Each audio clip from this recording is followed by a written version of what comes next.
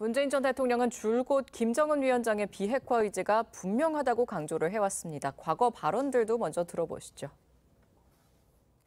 김정은 위원장의 어떤 그 평화에 대한 의지, 그리고 또 대화에 대한 의지, 그리고 또 비핵화에 대한 의지는 분명히 있다고 생각합니다. 다만 이제 북한이 요구하는 것은 그 대신에 미국으로부터 확실하게 체제의 안전을 보장받고.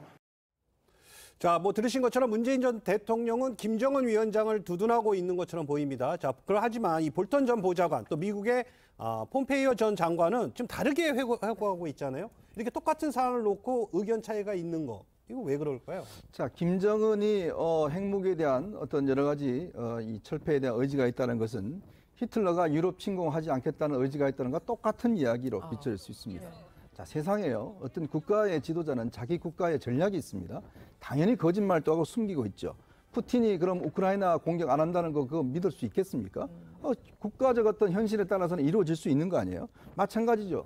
그러니까 한 국가의 지도자가 지금 북한이 이미 김일성 시대부터 저런 이야기는 해왔거든요. 예. 우리 핵은 방어용이고 우리 어떤 이 스스로 보호할 수 있는 용이다. 이렇게 이야기를 해왔습니다. 예. 근데 그걸 믿을 사람이 누가 있겠습니까? 그러니까 그런 방식의 어떤 순진한 발상, 이게 결국은 지난 우리가 문재인 정부 때 해왔던 남북 정상회담 이런 걸 통해서 나타났고, 이미 미국은 이런 사실들을 알고 있었던 거죠. 자, 그러다 보니 이 부분에 대한 견제를 했고, 특히 김정은 본인도 문재인 전 대통령을 믿지 않았어요. 그러니까 폼페이오나 지금 볼턴 전 안보보좌관의 회고록에 따르면 당시에 이미 이 회담이 있고 난 다음에 바로 김정은이 트럼프한테다가 편지를 보냅니다.